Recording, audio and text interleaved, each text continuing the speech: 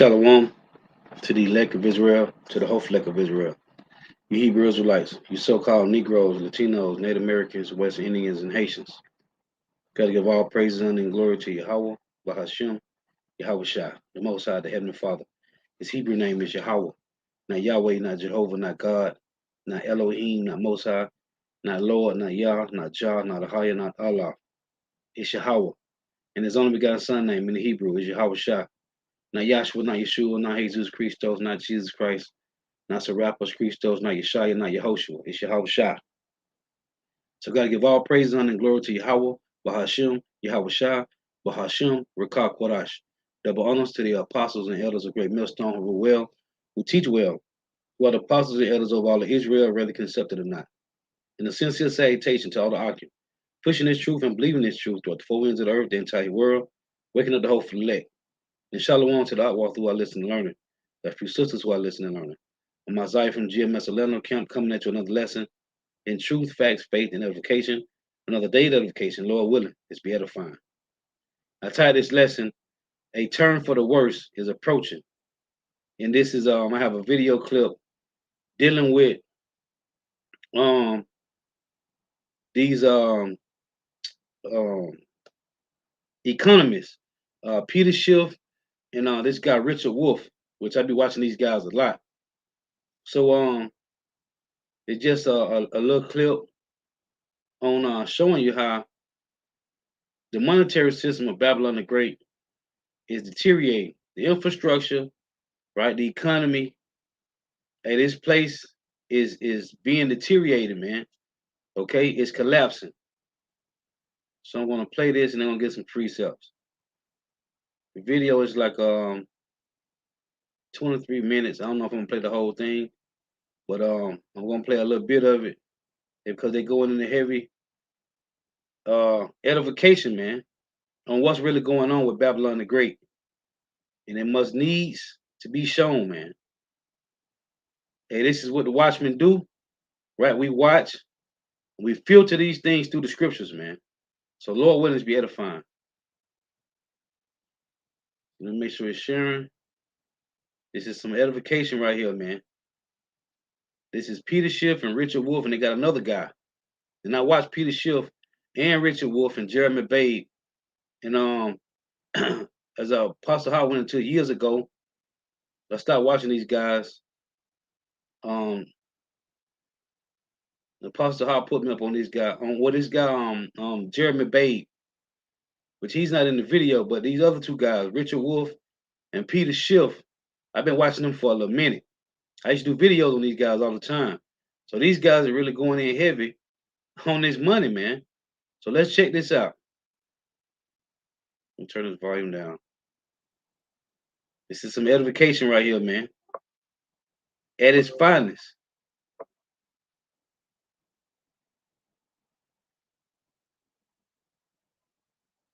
Democrats and Republicans in Congress started warning in September that the debt ceiling would need to be raised above its $28 trillion limit, or the country would risk defaulting on its debt altogether. But this fight is really nothing new. That's right. The decision to raise or change the definition of the debt ceiling has been made by Congress 78 times just in the last 60 years. And while Republicans have been the ones resisting it this year, the overwhelming majority of those changes have actually been made while a Republican was in the White House. In fact, the national debt hasn't hit zero since the Andrew Jackson administration in the 1830s. But major events such as World War II, 9/11, and the Great Recession have added to it significantly over the years. And many may remember when the national debt hit $1 trillion for the first time back in 1981. The Ronald Reagan administration combined an increase in defense spending with tax cuts. The deficit decreased slightly under the Clinton administration, and it stood around $5 trillion when George W. Bush took office. But his administration more than doubled that number, bringing it to over $10 trillion. President Barack Obama then doubled it again, raising the national debt to nearly $20 trillion. Now, in order to fully understand how the national debt impacts the country, we have to look at where it stands compared to our gross domestic product. Now, last year's spending in response to the pandemic brought the debt to GDP ratio to 105%, marking its highest point since World War II. But if we go back to the 1990s, we'll find that the ratio stood under 50%, even dropping down to 30% under the Clinton administration. The debt to GDP ratio was up to nearly 45% by the time George W. Bush left office, and by the time Obama left office, it had skyrocketed to nearly 75% as the continued increase in defense spending combined with the government's response to the Great Recession.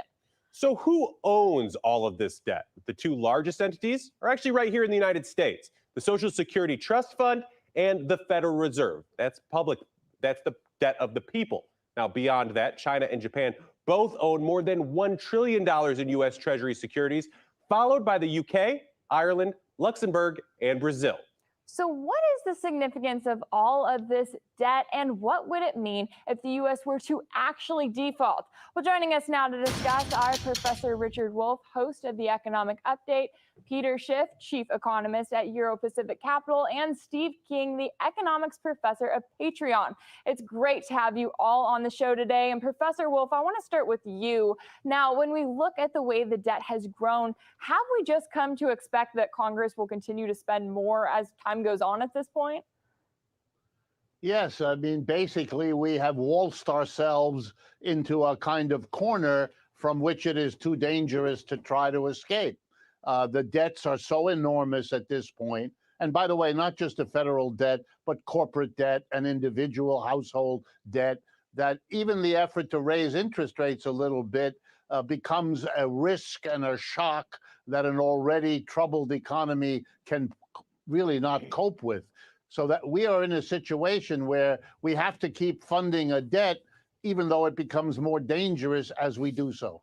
And Peter, when we look at a lot of the reasons the national debt has jumped over the years, it seems there's always something, whether it's the Great Recession, World War II, a global pandemic, or even the war on terror. In some capacity, do you ever see this spending being justified based on current events?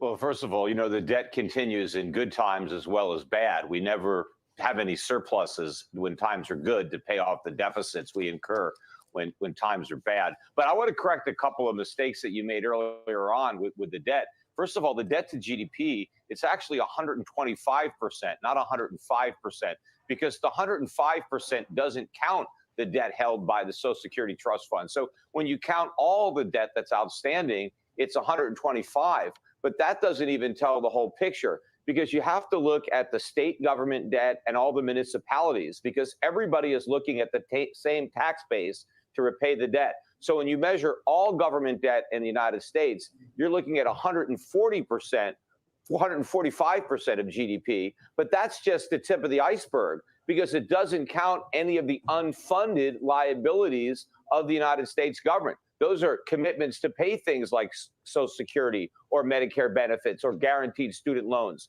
And when you add all that together, you're talking about several hundred times the GDP of how much we've run up in debt. Hey, you see the book? You see the book you got behind them? It say "Real Crash." This is going to happen, man. It's just a matter of time.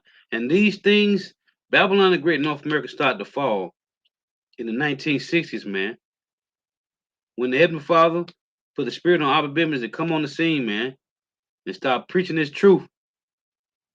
Because it was a point of time he was learning. He was learning this truth. The Lord had him learning this truth. Putting everything all together, man. And when he came on the scene, Babylon the Great started to fall, man. And the problem, contrary to what everybody is talking about, the problem isn't the debt ceiling. The problem is the debt. The problem is we keep raising the ceiling, so we keep on piling on more debt. Now, Steve, I want to give you a chance to respond to that. I know we've talked about how the national debt has grown and how those figures just continue to grow. Of course, when you do take the time to factor everything in, is this something that you see as just inevitably continuing to grow, especially the way that Congress is operating right now? If you want to continue having a capitalist economy, yes, it has to grow, and this is the reason why I find some of this alarm quite laughable, frankly, because I'll take one of Peter's figures about the level of government debt being 145% of GDP before some of the other things he added in. That's actually less than the level of private debt, which is running at about 165% of GDP right now, and that's the real problem. Personal debt is a problem. Personal debt does constrain what individuals can do, and falls in personal debt do cause crises. That's what we should be worrying about. But all the stuff about government debt, and I'm talking specifically the federal debt here because federal debt is different to state debt. It doesn't have anything like the same problem. In fact, it's part of the reason why capitalism works, because when the government runs a deficit, it creates an identical surplus for the private sector. The government deficit is the private sector's surplus. If the government runs a surplus, the private sector runs a deficit. And I know this is hard for people to get their heads around, but it's actually the accounting involved, and it's easily shown using accounting software that if the government spends more than it gets back in taxes, it puts more money into private bank accounts than it takes out through taxes. And the only question is, does this end up meaning the Treasury has a negative account at the Federal Reserve or a positive account at the Federal Reserve? That's what bond sales are for, and that's what the coin could be for as well. Peter, I want to come back to you on this because, I mean, obviously this is a broad conversation about the state of debt that we will continue here throughout the half hour.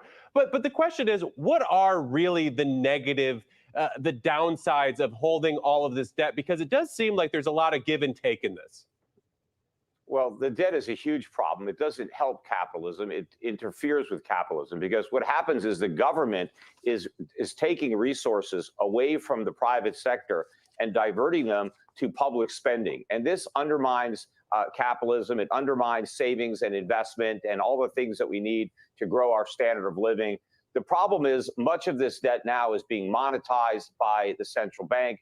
The Federal Reserve prints money to buy up all this debt. And all that is levying a massive inflation tax on the economy. And this is only getting started. Prices are going to explode in the United States for all manner of consumer goods, especially goods relative to services, because the American economy, after years and years of deficits crowding out private investment, we are completely dependent on the productive capacity of the rest of the world. We are running record trade deficits. Just yesterday, we printed the largest monthly trade deficit in U.S. history, better than $73 billion. Those deficits are going to keep getting higher and higher. And eventually, and I think relatively soon, the value of our money, the dollar, is going to collapse. And all the prices of the imported goods are going to be going up much faster than they are right now. Professor Wolff, I know we have pretty much this same conversation with you quite regularly about trade and what Peter's talking about. What do you make of Peter's comments there? Well, I'm always mystified by Peter's comments because if this is against capitalism, he does have a problem of explaining it. Is everybody wrong except him? Is everybody making a terrible mistake? Is the system self-destructing? Most people, yes. I don't think so. I think this is a system that's got basic problems and is trying to solve them by printing a great deal of money and exploding its debt. It's really solving one set of problems by this debt creation, by this monetization, and then it creates a new set. And it has bumbled through for 2 or 3 centuries doing this over and over again. And everybody kind of knows that eventually you're going to solve one problem by creating another one, and then you won't be able to solve it. And then this system will come down. That's the problem. Well, American capitalism did great until the U.S. government corrupted it. You know, we had a vibrant free market economy under a gold standard when we had honest money, when we didn't have a federal income tax or social security tax. We didn't have any of these types of spending. You see that? Different shades. The different shades of Job 9:24, man. And they discussing how their kingdom is falling, man. Isaiah 47:1. Come down and sit in the dust, O virgin daughter of Babylon.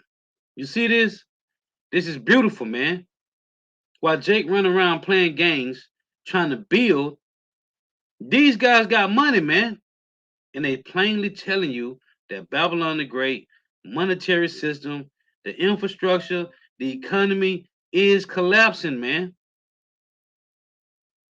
spending programs that we have today, and we had a thriving middle class. We had an economy that really was the envy of the world. We built a standard of living that was And this guy unmatched right here, anywhere else in the world. Peter Schiff, he really got that bread, man. He playing with gold and silver, man. Real gold and silver.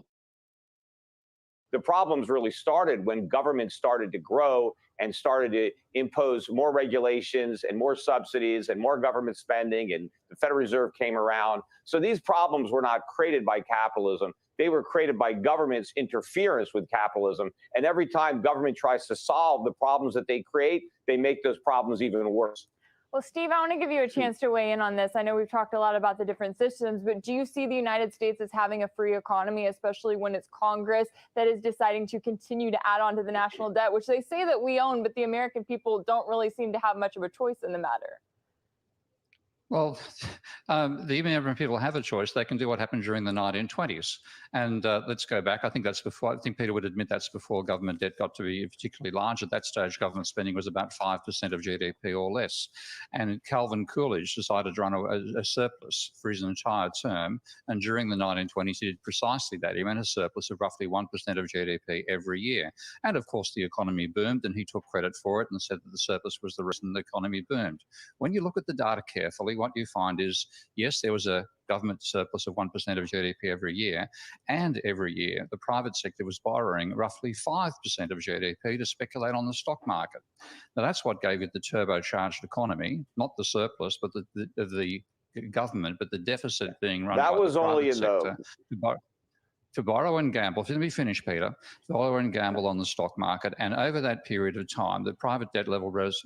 More margin debt, okay, just debt to gamble on shares, rose from 1% of GDP to 13% of GDP, and then crashed right back down again. That's what gave us the Great Depression.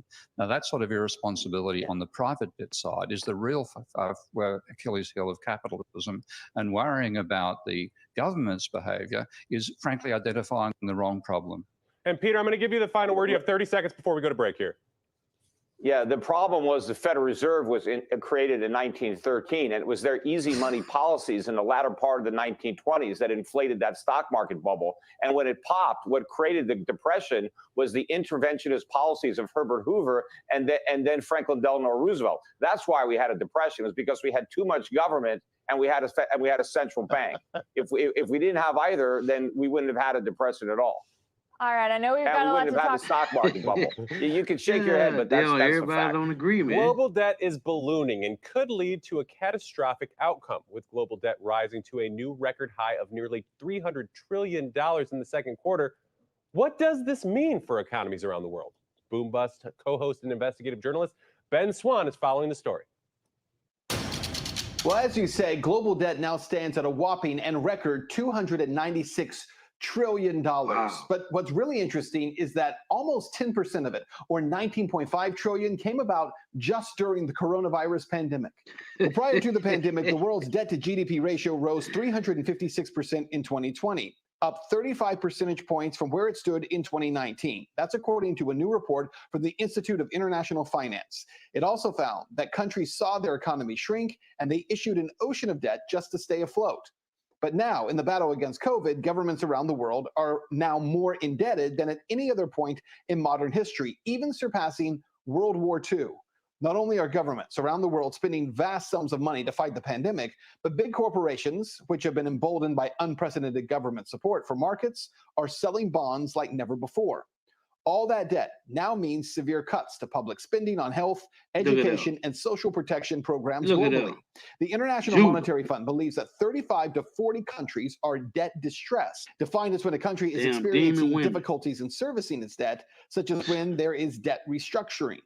Countries falling into debt distress include Tunisia, which has seen political upheaval, as well as Zambia and Ghana. Zambia was the first African country to default on debt last year during the pandemic. So how bad is it?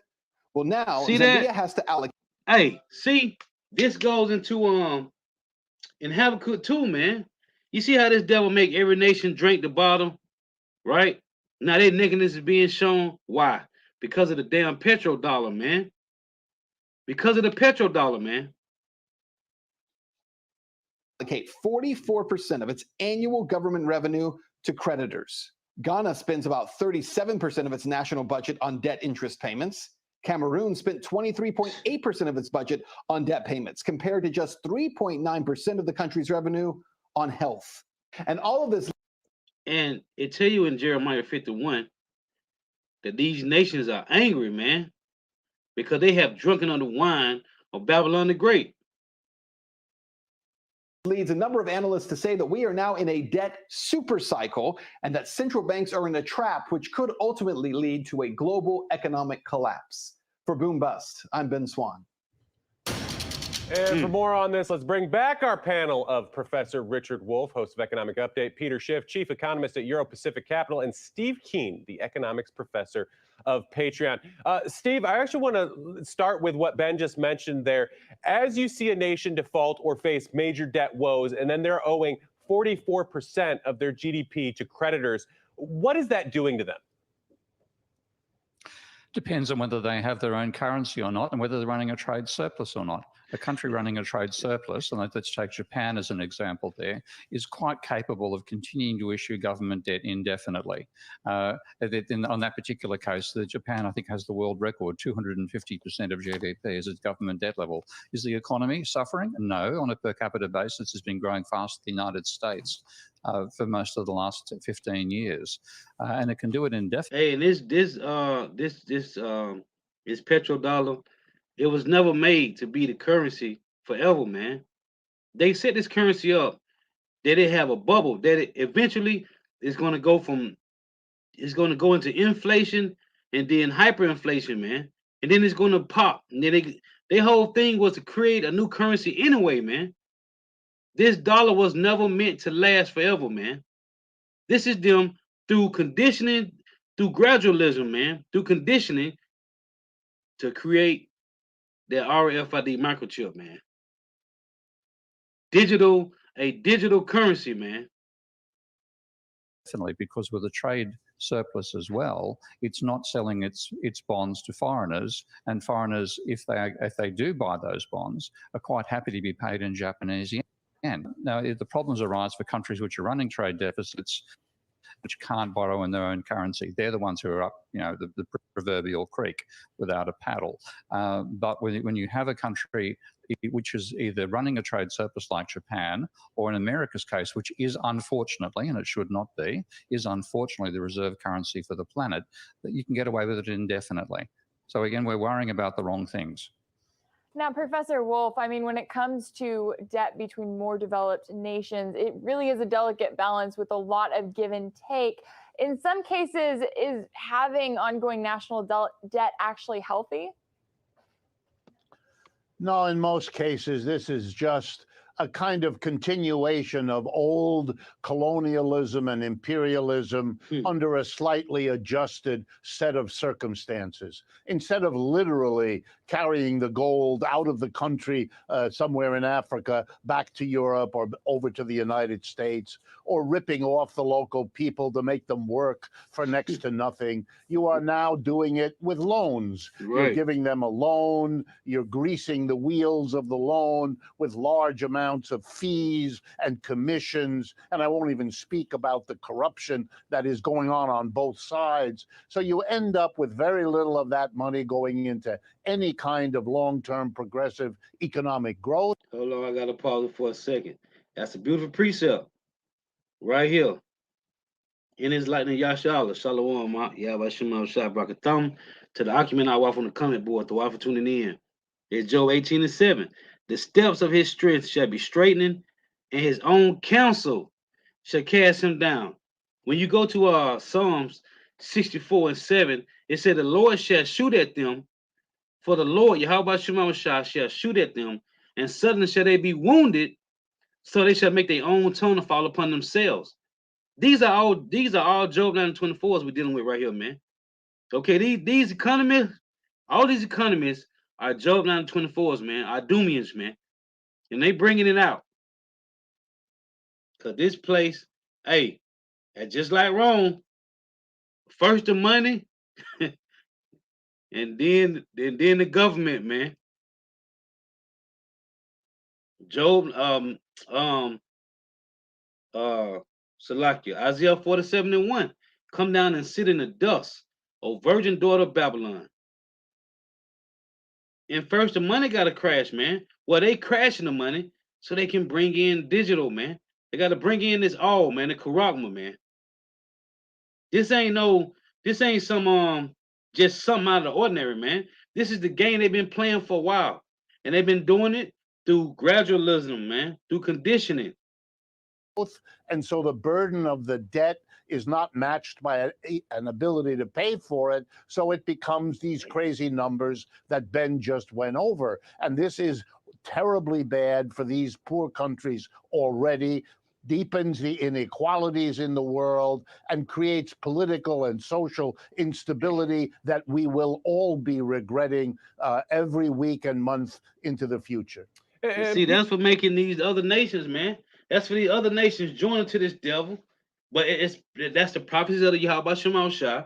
Now they countries is they sick too, man. As the scriptures say in Habakkuk 2, man. He made them to drink. Well, because he done that, hey, the Lord said he have made Esau bare. He have uncovered all his secret places, right? So everything is being exposed in this devil, man. Hey, what that saying is, everything this devil touched turned, hey, it turned the dung, man. Everything this devil put his hands in, it turned the dung, man. Peter, I want to kind of make a counterpoint here that I think you will have a great answer to here, because could this global debt issue result, or should it for that matter, result in a destabilization of fiat currency so much that governments and citizens will be forced to actually rely on other means? You often talk about the gold standard. Obviously, on this show, we regularly talk about cryptocurrency as an alternative to fiat. What do you make of all of that? Well, certainly. First of all, while it's true that governments can certainly get away with having too much debt for a while, and some, can do it for a long while, no government can do it indefinitely. There's always going to be a day of reckoning. But the important thing to look at, too, with the debt is, why do we have so much debt? I mean, it's not an accident. You have global central banks led by the Federal Reserve keeping interest rates artificially low. And it's because interest rates are artificially low that there's so much debt. And the problem, too, with the debt is that it's not productive. Hey, Salaki, let me say this, too. I don't know if none of you remember, but in 2019, the banks, they said all the banks, every last one of the banks that's in Babylon the Great was in debt, right? And they had they said the central banks had to bail them out, man. And they started giving them I think it was 75 million, right? And they said, and that was 2019. I think it was around either August or September. And the saying was, by November, the banks had supposed to have been out of debt. Well, by the time November came in 2019, they went from giving the banks 75 million. I think they said 75 million a day, a week. It went from giving them 75 million to 150 million. This place is done, man.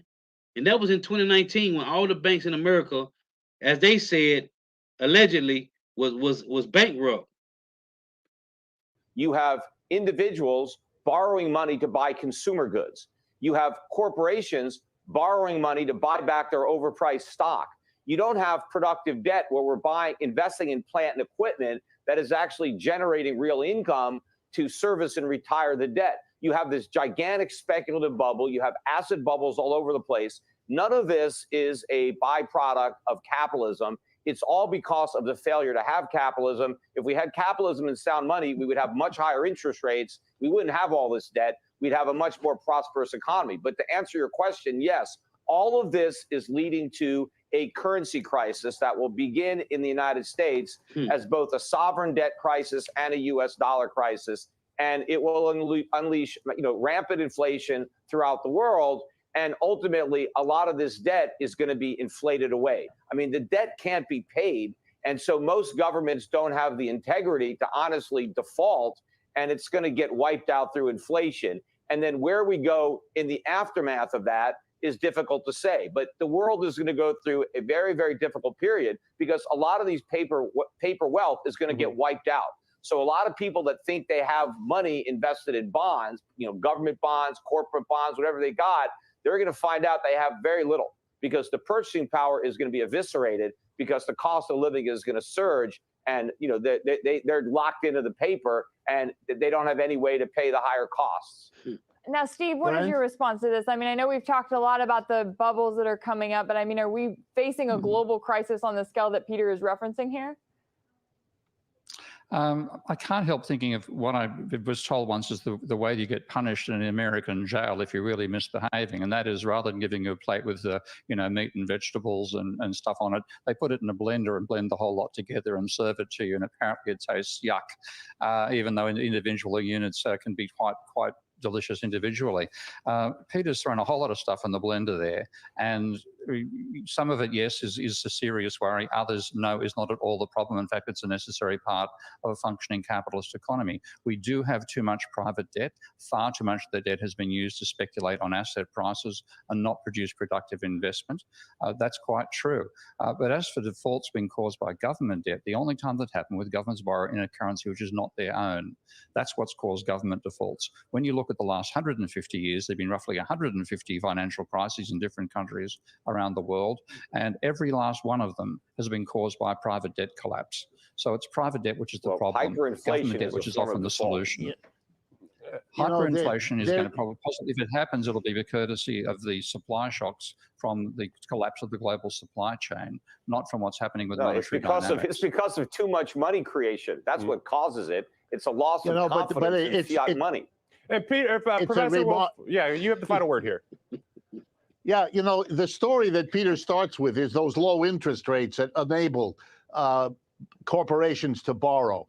But why start there? Why not ask the question, why the low interest rates? It was a decision of the Fed to which almost everyone agreed that we were on the edges of a disastrous collapse in the dot-com crisis in 2000, again in the Great Recession of 2008, again last year.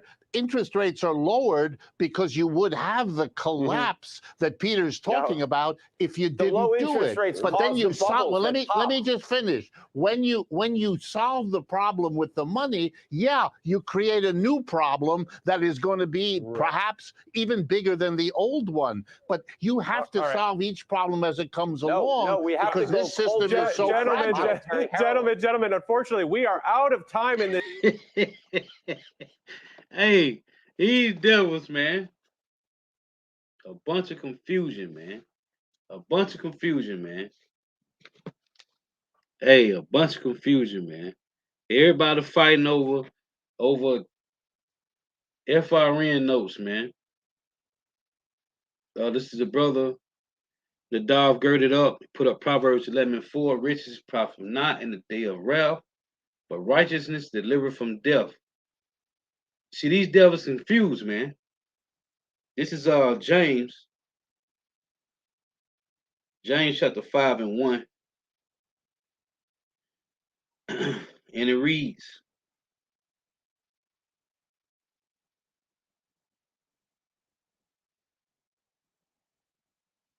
go to now, ye rich men, weep and howl for your miseries that shall come upon you.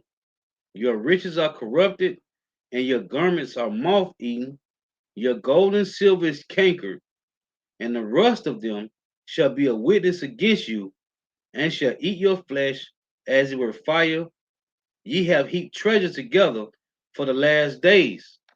And the brother Amawal Nabar put up a statement. He said, the Federal Reserve is a criminal organization, man. Facts. And we know who own it, man. Well, all this is going down because the Lord put this spirit in the earth, man. The word of the Lord is destroying this place, man.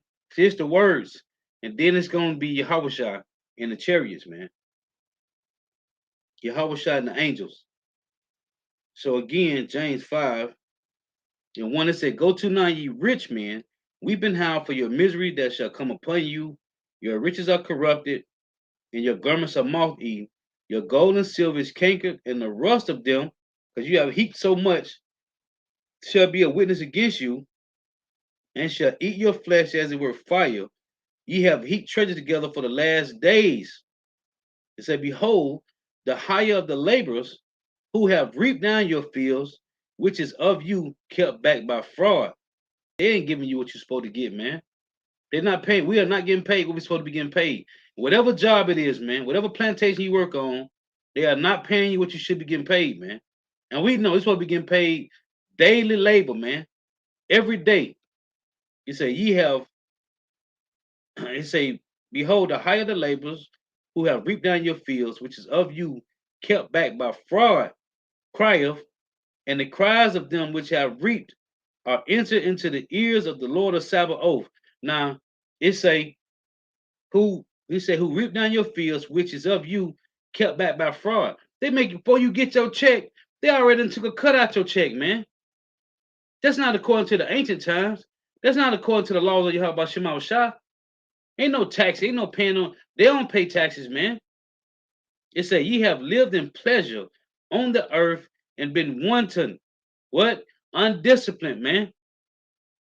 Ye have nourished your hearts as in the days of slaughter. You have condemned and killed the just, and he doeth not resist you. That's what these devils doing, man. Usury. Well, guess what? Everything about these devils' system, their money, it's all coming down, man. And it's not them, man. It's not them. This is Proverbs 21:1. It reads,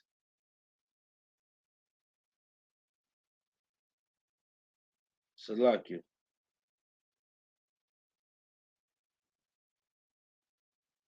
This is Proverbs 21:1. It reads, the king's heart is in the hand of the Lord Yahweh, as the rivers of water, he turneth it whithersoever he will. So it's the Lord that's doing this, man. This is the Lord playing chess mind games with these devils, man, with these higher ups. He's playing chess with them, man.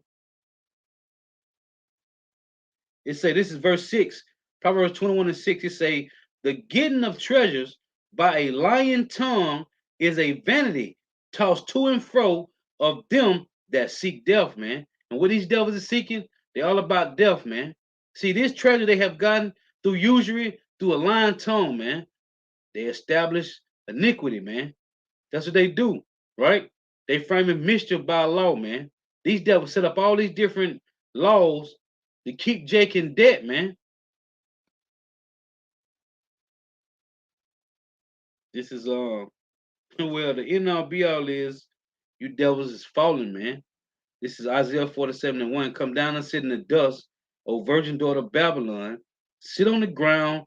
There is no throne, O daughter of the Chaldeans, for thou shalt no more be called tender and delicate.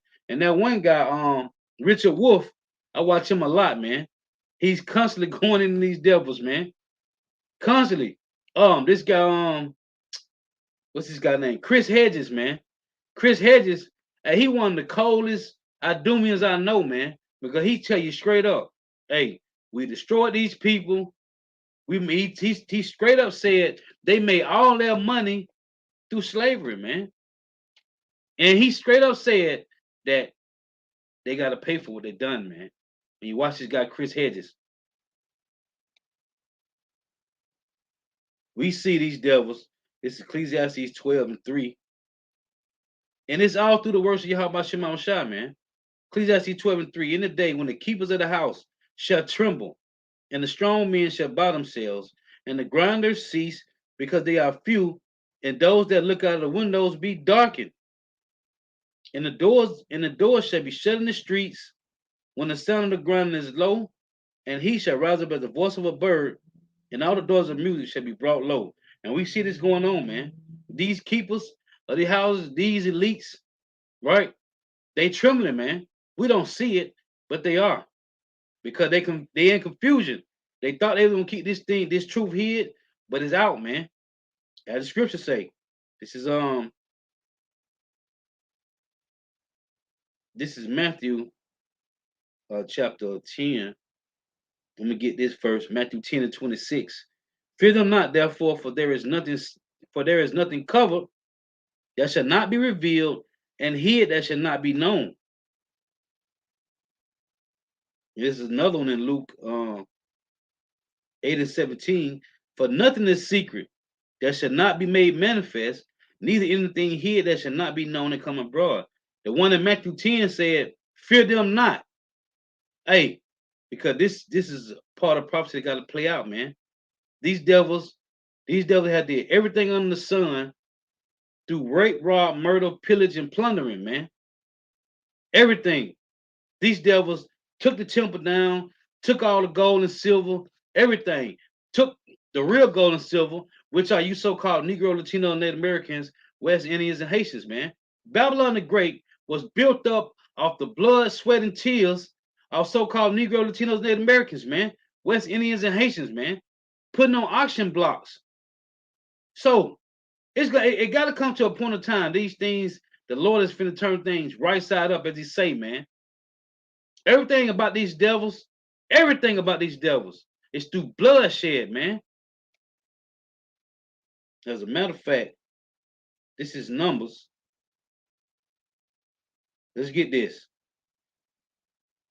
This is Numbers, chapter 35 and verse 33. So ye shall not pollute the land wherein ye are. And what did the conquistadors of the Spaniards do when they came over here? Or when Cristobal Colon, which is his real name, when they landed into the islands, what did they do? Bloodshed, man. Rape, rob, murder, pillage, and plunder the Israelites, man.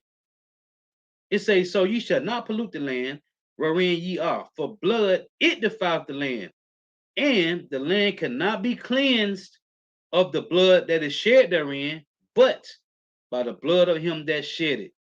You see? So who shed this blood? The conquistadors of the Spaniards, man. Esau, Edom, man. They shed the blood and did what? They took, man, through pillaging and plundering, man. This is Genesis chapter 9. In verse 6, it reads, whoso sheddeth man's blood, by man shall his blood be shed. For in the image of God made he man. So, who started shedding blood first, man? This is Habakkuk chapter 2 and verse 12. It reads, woe to him that buildeth a town with blood and established a city by iniquity. What did conquistadors of Spaniards do when they came over here? They established what? It's a woe to him that buildeth a town with blood and established a city by iniquity. That's what they did when they came over here. And in the islands, man. Go look it up. You can go to Google. It's right on Google, man. But we can read in the scriptures for you. This devil, man. So everything these devils got, eventually it's going to come to naught, man. Because they got it through wickedness. When you get things through wickedness, it come to naught, man. If you're not getting it through righteousness, it's going to come to naught, man. Period. The Lord just let them went around the earth pillaging and plundering because the sins that Israel committed against Yahweh, man. This is Psalms 55 and 21, and it reads, this is Psalms 55 and 20. He hath put forth his hand against such as be at peace with him. He hath broken his covenant. Who is this referring to? It's referring to the conquistadors of the Spaniards, man. What do? They made a peace. They made a peace agreement with the Native American Indians, man. Did they not? Go look it up, man. Then you got this devil, Andrew Jackson, come in, and now we got a story to read about the Trail of Tears, man. These devils, and they use some of the Indians to turn on the other Indians, man. All this is on Google, man. Psalm 55 and 20. He hath put forth his hands against such as be at peace with him. He hath broken his covenant. Hold on. Now this is a story. Let me get this. This is a story that I keep in my phone. It's about this Taino named Hatui, right? Listen to this. The legend of Hatui. I'm gonna hit some main points. It's a 1511. Diego Velasquez sailed from Hispaniola, now the Dominican Republic, to conquer and colonize Cuba. Among his soldiers in the expedition was Hernan Cortez, who later conquered Mexico. When he arrived in Cuba, Velasquez founded the island's first Spanish settlement at Barranquilla. Meanwhile, reports from the Indians of Hispaniola reached Cuba. Hatui, a Taino chief, had escaped in canoes with about 400 men, women, and children to warn the Cubans about what to expect from the Spaniards. He explained the need to join against their common enemy, the white men, who had inflicted so much suffering on his people. Listen, as later recorded by Spanish priest Bartholomew de las Casas, Hatui showed the Cubans a basket full of gold and jewels, a basket full of gold and jewels. Here is the gold the Spaniards worship. He said, for these they fight and kill, for these they persecute us, and that is why we have to throw them into the sea.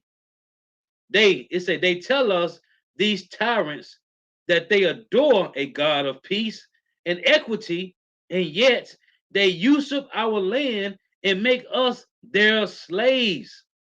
They speak to us of an immortal soul and of the eternal rewards and punishments, and yet they rob our belongings, seduce our women, violate our daughters, incapable of matching us in valor. Because don't it say in Genesis 25 that we are stronger than them? Yeah, it do, man. This is Hatui. This is real. This man was real, man.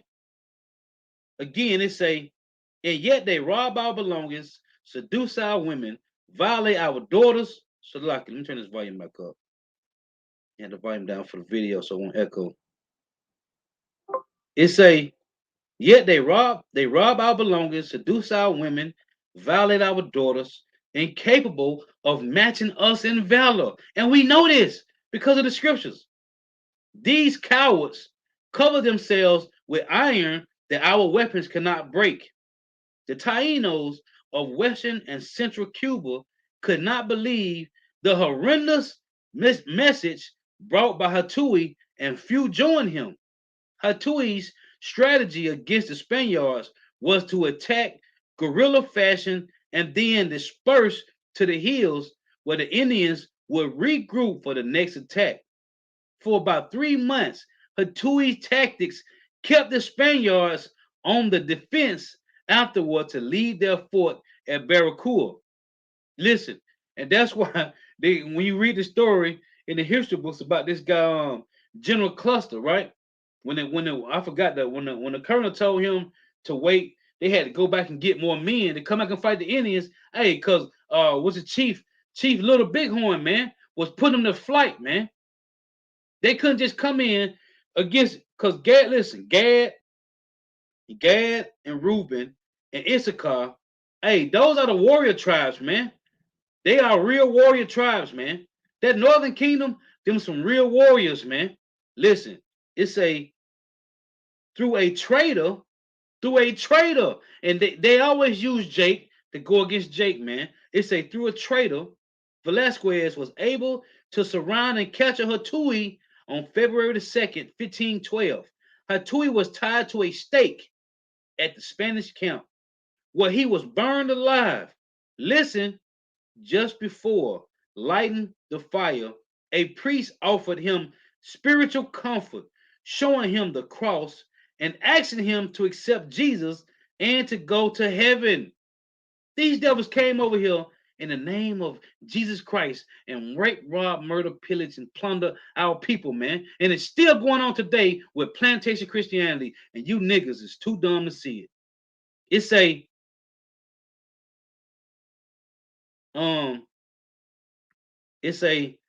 priest offer him spiritual comfort, showing him the cross and asking him to accept. And we're not supposed to worship no images, man. No idolatrous works, man. So the cross is out, man. It's to accept Jesus and to go to heaven. Are there people like you in heaven? This is what Hatui asks in the Spaniards. Are there people like you in heaven? He asks. There are many like me in heaven, answered the priest. Hatui answered that he wanted nothing to do with a God that will allow such cruelty to be unleashed in his name. De las Casas described the fate of the Taínos, a village of about 2,500 who welcomed the Spaniards, fed them, and gave them drink. This is a peace offering. This is a peace agreement. Was immediately wiped out once the feast was over. They set upon the Indians, he wrote, slashes, dissemblings, and slaughtering them until their blood ran like a river. You see this?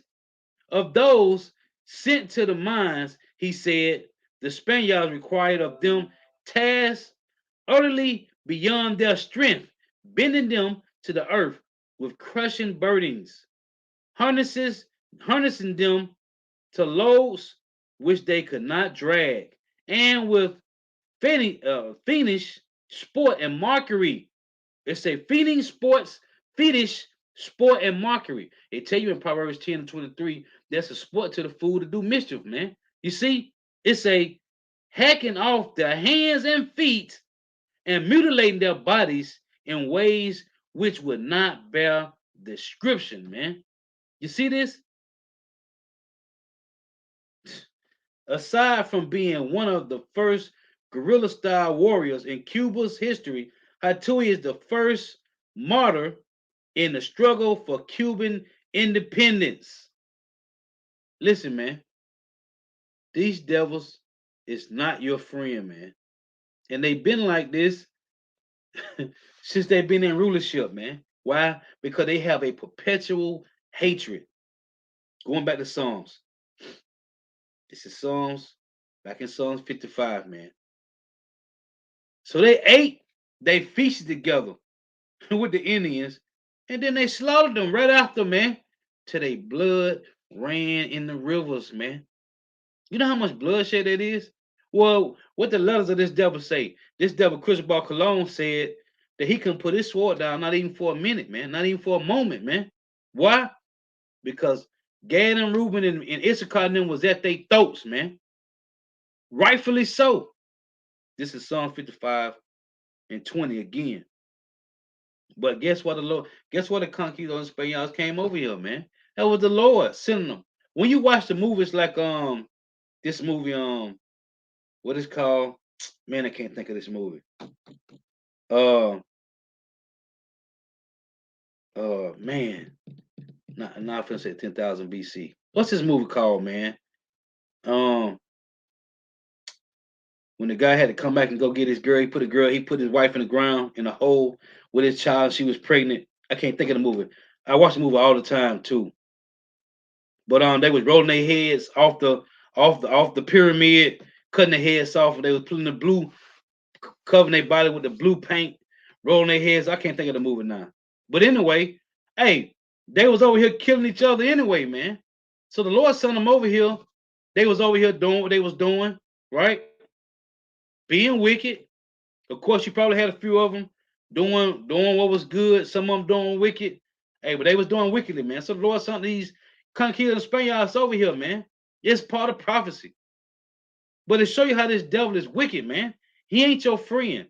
This is Psalm 55 and 20. He had put forth his hand, apocalypto. There it is. The water. Apocalypto. Jake was over here killing each other, man. This is Psalm 55 and 20.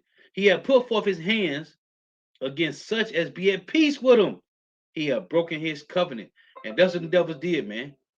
They made a feast, they ate, and they started killing Jake right after, man. Who would do something like that, man?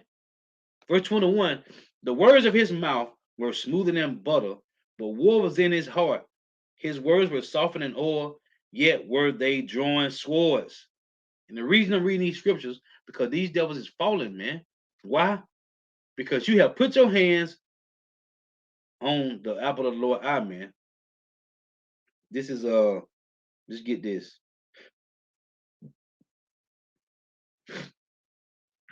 This is Psalms 105. I'm gonna start at 6. O ye seed of Abraham, his servant, ye children of Jacob, his chosen. He is the Lord Yahweh, our power. His judgments are in all the earth.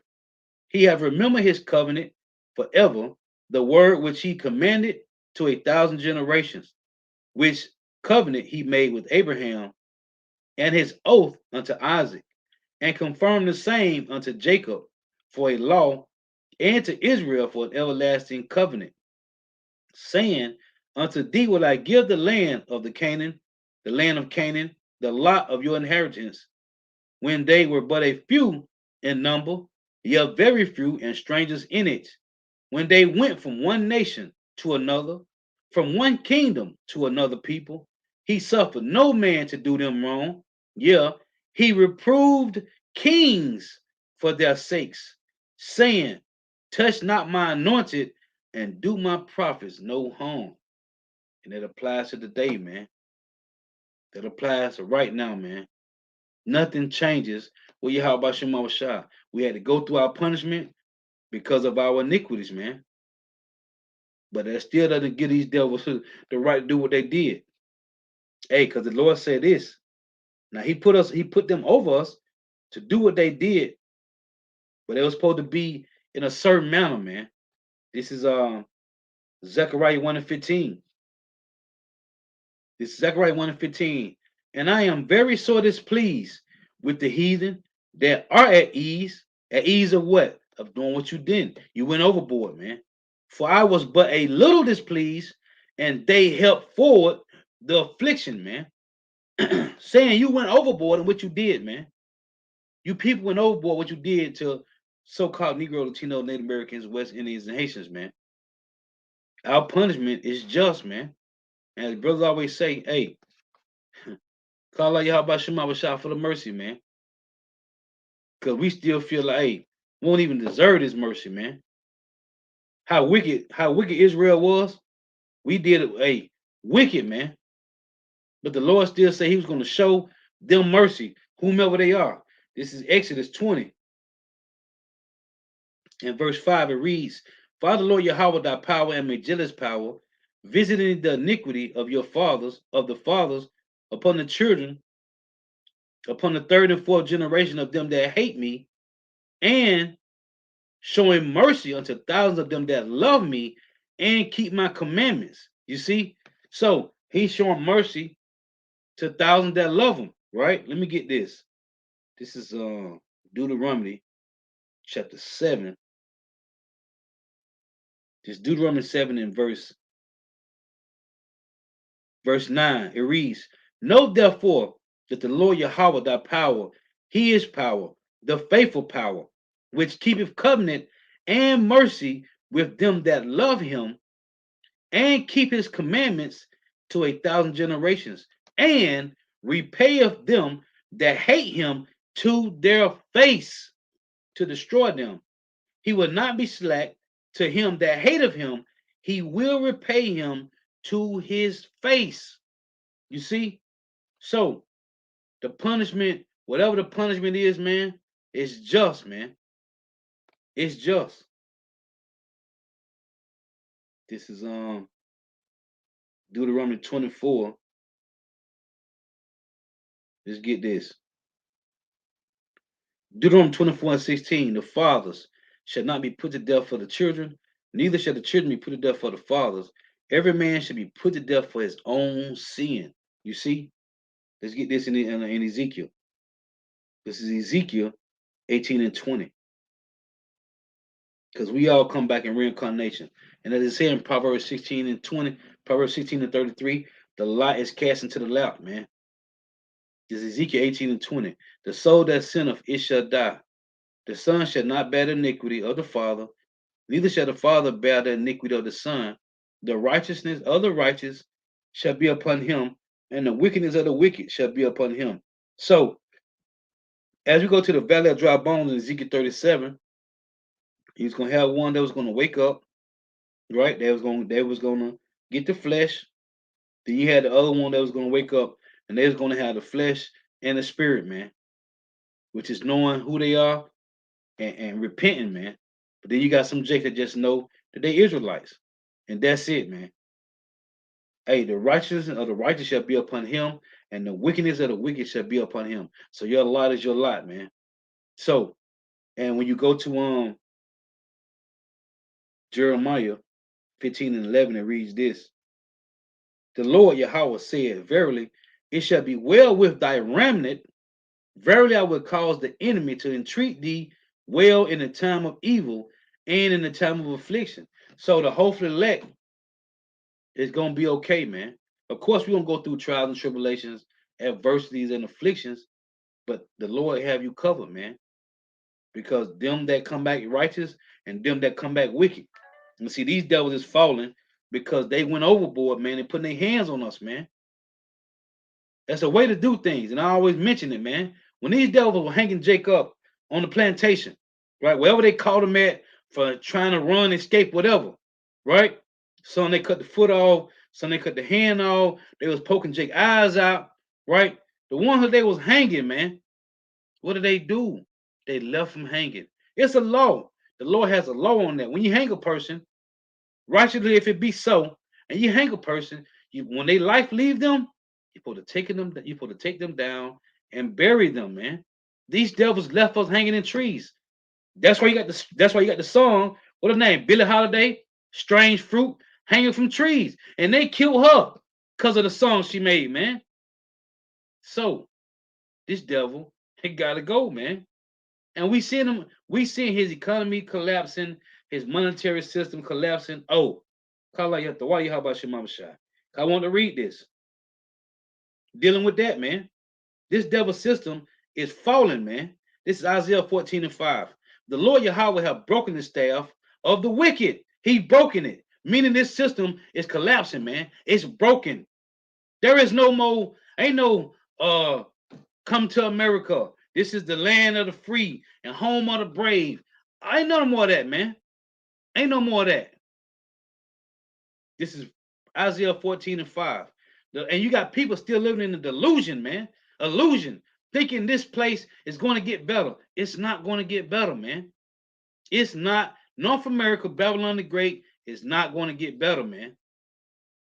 This is Isaiah 14 and 5. The Lord, Yahweh, have broken the staff of the wicked. And we know the wicked is according to Malachi 1, man.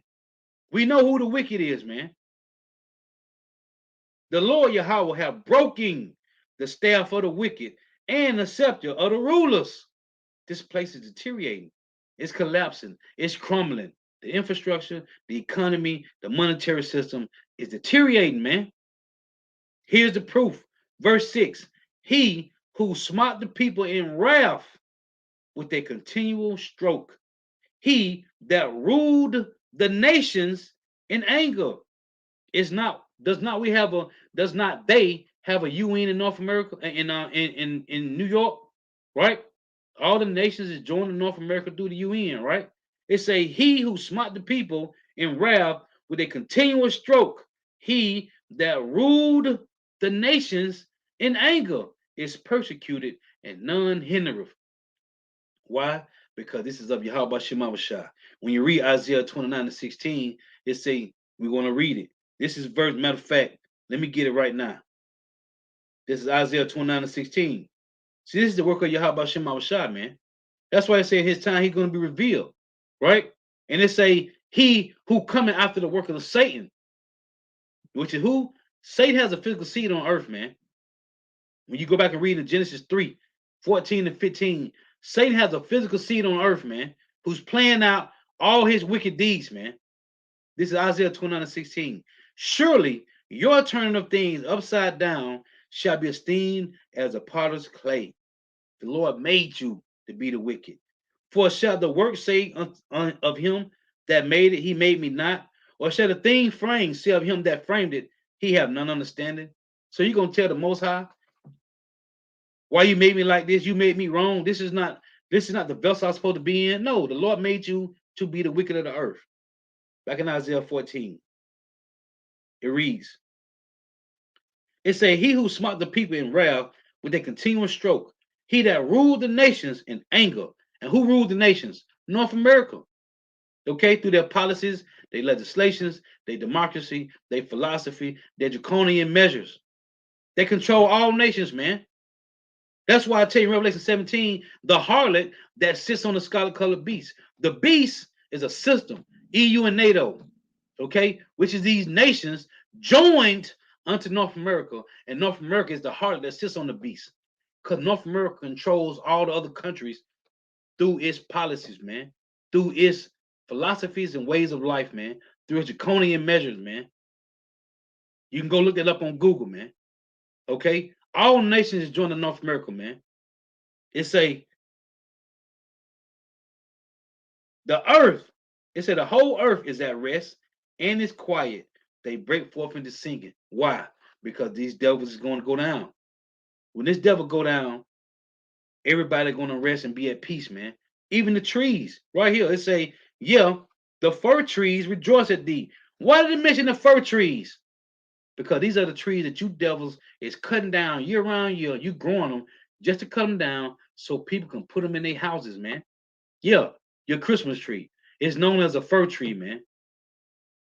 You cut them down. So I say, yeah, the fir trees rejoice at thee because they won't get cut down no more, man. The Lord gave us a law. It's certain trees to cut down and some you don't supposed to cut down, man. That's a law. It say, and the cedars of Lebanon saying, since thou art laid down, no feller. When you look at the word feller, it means them that cut down trees, chainsaws or axes. You pick one. No feller is come up against us. This is the trees speaking now, because everything have life, man. Everything have life of Yahweh Shema Shah. Verse 9. Hell from beneath is moved for thee to meet thee at thy coming. And the word hell is not talking about a place on the ground where you go and burn forever, man. That's not in the Bible, man. The word hell means condition or judgment, or it's the grave. It's a condition.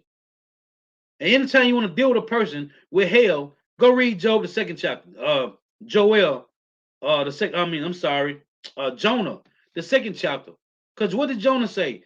Jonah said, Yahweh heard him from out of the belly of hell. Was Jonah in hell? No, he wasn't, man. The word hell is a condition or a judgment, or it's the grave, man. It's a punishment. There's no place under the ground where you're going to burn forever, man. It's a hell from beneath it, move for thee to meet thee at that coming. What does it mean? Hey, these devils are finna go into captivity. These devils finna have a rough 1,000 years, man. That's what they're talking about. It's waiting for you at your coming, man. It say, it stirreth up the dead for thee, even all the chief ones of the earth. Who are the chief ones of the earth? You got Putin, you got Kim Jong-un, you got the Turkey president, the Indian president, the Arabian president. These are all the chief ones of the earth, man. The other nations. Listen, it stirreth up the dead for thee, even all the chief ones of the earth, right? It have raised up from their thrones all the kings of the nations. That's every ally on planet Earth that's joining North America is going to separate. Take it in Obadiah 1:7. Go read it. It say all the men. It say all the men of thy confederacy have brought thee even to the border. Who was all the men? Go read Psalm 83. You tell you that all the men that's joined to Esau, Edom, the so-called white man, all these allied nations is going to separate and shoot missiles over here, man. It reads, all the chief ones of the earth, it have raised up from their thrones all the kings of the nations. All they shall speak and say unto thee. This is when this devil go down. Art thou also become weak as we? art thou become like unto us? Because you remember a while back, these other nations was weak. They didn't have missiles. They didn't have big militaries, right? Only North America did. Well, now these other nations have missiles, nuclear capability, right? They have big militaries. North Korea and China always be stunned with their military. They have little parades. It say, here's the point, verse 11, thy pomp is brought down to the grave, meaning your pride, your power, your arrogancy, right? Your rulership. Thy pomp is brought down to the grave, and the noise of thy vows, the worm is spread under thee, and the worms cover thee. That's why I say in James 5, it say, go to now, you rich men, weep and howl for your misery that shall come upon you. Your riches are corrupted, your garments are moth eaten, your gold and silver is cankered, and the rust of them shall be a witness against you. This is you being covered with worms on the top and worms on the bottom. That's total corrosion, total corrupt, man. You're being deteriorated, man. That's what it means by worms covering you, man. You got maggots all over you, man. Right? Let's read this again. Isaiah 14 and 11. Thy pomp is brought down to the grave, and the noise of thy vows, the worms is spread under thee, and the worms cover thee. And that's talking about this system, man. Babylon the Great, man. And as Yahushua said in Luke, let's get this. In Luke 10 and 18, it reads, and he said unto them, I beheld Satan. The word Satan means adversaries, man. Who are adversaries? Esau, Edom, Ammon, Moab, Ham, Ishmael, Elam. They are our enemies, man. And he said, first and foremost, Esau, Edom. And he said unto them, I beheld Satan as lightning fall from heaven. You see? And these devils' kingdom is falling rapidly, man. It's falling rapidly. And that's why I say in Ecclesiastes 12 and 3 that the keepers of the house is trembling, man. Their kingdom is collapsing, man. And there is no reversing nothing, man. And that's what the back and forth about with Peter Schiff and Richard Wolff, man. They economists, man. They know, they in the know all the time, especially Peter Schiff, man. And you got this guy, keep mentioning this guy, Chris Hedges, man. Go watch this guy, man. Chris Hedges. This guy going hard. Hey, he going hard, man. Because the Lord said what? He shall shoot at them with the arrow, and suddenly shall they be wounded. They shall make their own tongue to fall upon themselves, man. And that's what we see, man.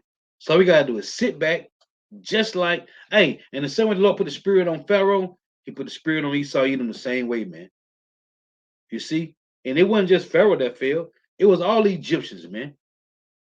It ain't gonna just be Esau, Edom, the elites that's fall. It's gonna be all you devils gonna fall, man.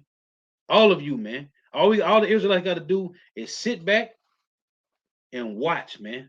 That's it. Just like Egypt, man.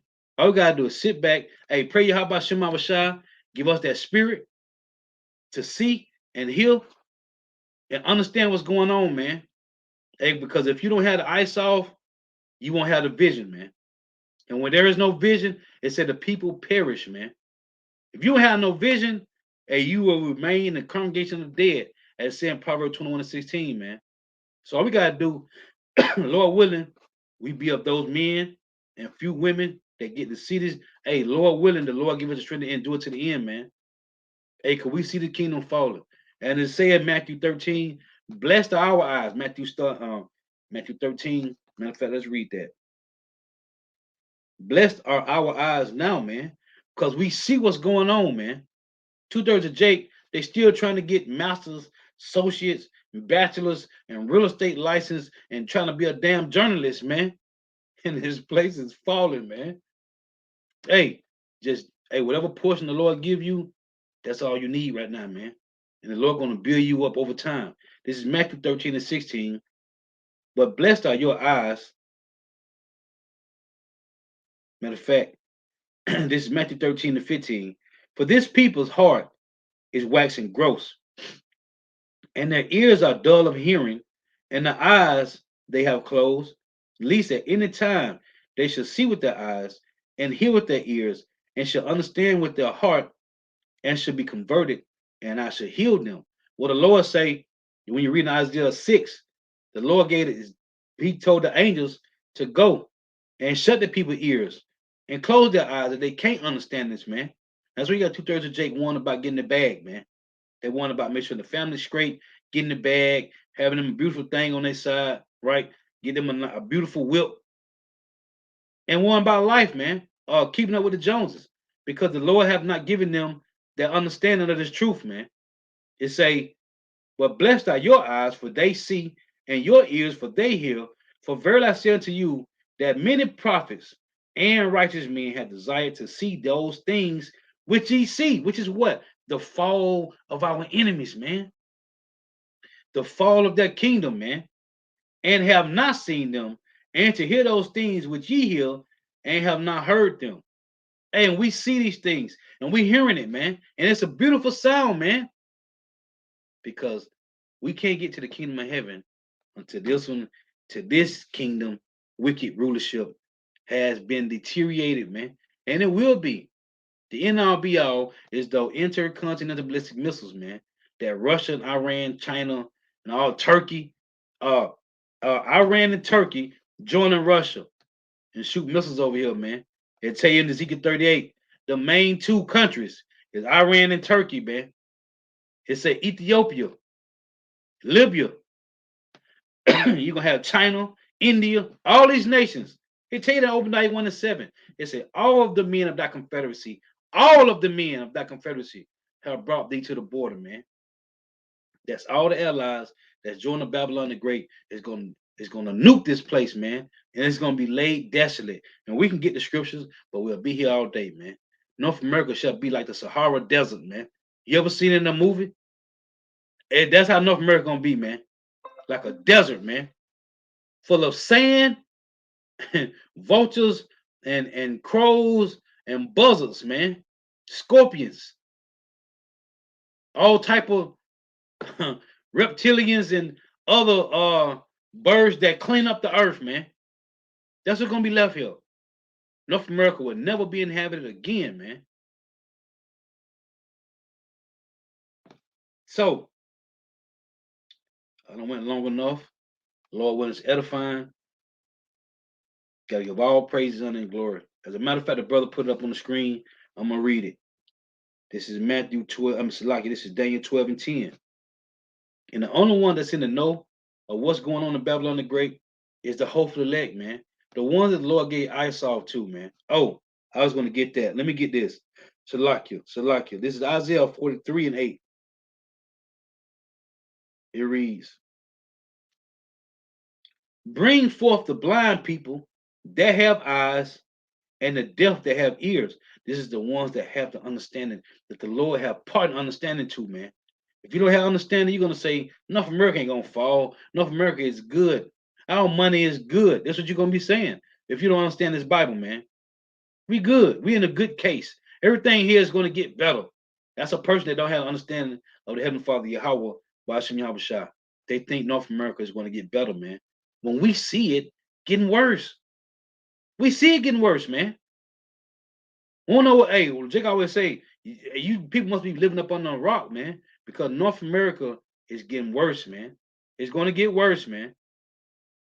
The turn of this place is going to be worse, man. Every day it's getting worse. It said, "Let all the nations be gathered together, and let the people be assembled. Who among them can declare this and show us former things?" The only ones can declare what's going on is the hopeful elect, man.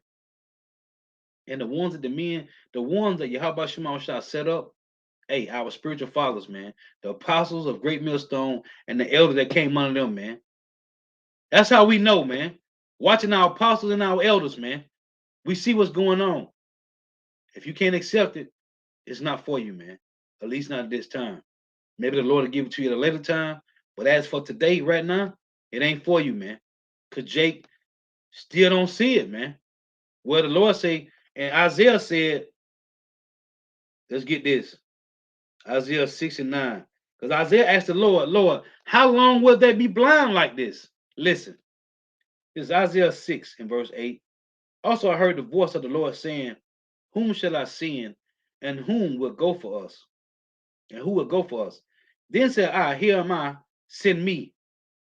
And he said, go and tell this people, hear ye indeed, but understand not, and see ye indeed, but perceive not.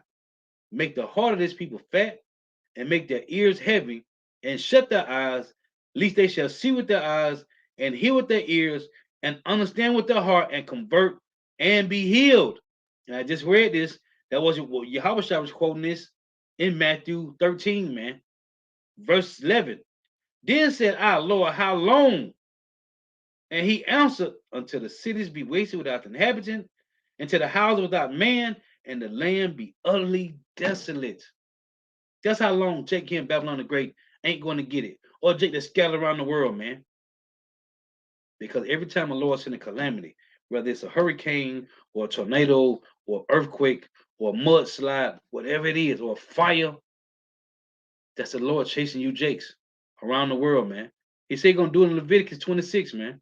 He said he's going to scatter us among the heathens, and he's going to send a sword after us, man, until we be consumed, man.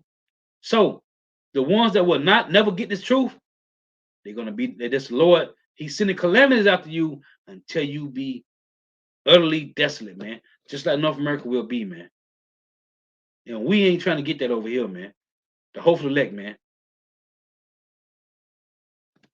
So, back in Daniel 12, let me close with this. It reads, this is a beautiful precept the brother put up. This is Yahweh, Judah, Israel, 2 Chronicles 25 and 8. But if thou wilt go, do it. Be strong for the battle. It say, power shall make thee fall before the enemy, for power have power to help and to cast down. Right, man? Hey, you either finna add to this ministry, because you can't do nothing against the ministry. Vocab Malone tried that and failed horribly, man, miserably. James White, Jesus is the way, Jesus is the word. What's his other guy name? EJ Love, right? These guys failed miserably, man. Right? It say, you either gonna work for Yahweh Shema Shai, or you gonna work for Satan, man. But you can't serve two masters, right? As the Lord said in 1 Corinthians 10 and 21, hey, you can't serve the cup, you can't serve Yahweh by Shema Shai and the cup of Satan, man. It ain't gonna happen. This is Daniel 12 and 10. Many shall be purified and made white and tried, but the wicked shall do wickedly, and none of the wicked shall understand. And this 2/3 of Israelites and heathens, they're gonna understand this truth, man. But the wise shall understand, man. And that's it. If you can't hear or see, the Lord don't want you to get it, man. Hey, so thank you for tuning in. I give all praise and glory to Yahweh, Bahashem Yahweh Shai, Bahashem Rakab Kodash. Double honors to the apostles and elders of Great Millstone, rule well, who teach well, who are the apostles and elders of all of Israel, whether accepted or not. And a sincere salutation to all the can pushing this truth and believing this truth throughout the four winds of the earth, the entire world, waking up the hopeful elect. And shalom to that walk through our listening and learning, that few sisters who are listening and learning. Lord, what is edifying to next time? I say shalom, wa, abad, babal. The water for tuning in. May Yahweh Shema Shah continue to bless you in your houses. Stay prayed up. Hey, Babylon the Great is downhill, man. This place is downhill. All we got to do is stay in the spirit, stay praying to Yahweh Shema Shah to increase our wisdom, knowledge, understanding, to increase our strength, man, to endure to the end, man. And just sit back just like we had to do in Egypt and watch this place fall, man. Shalom.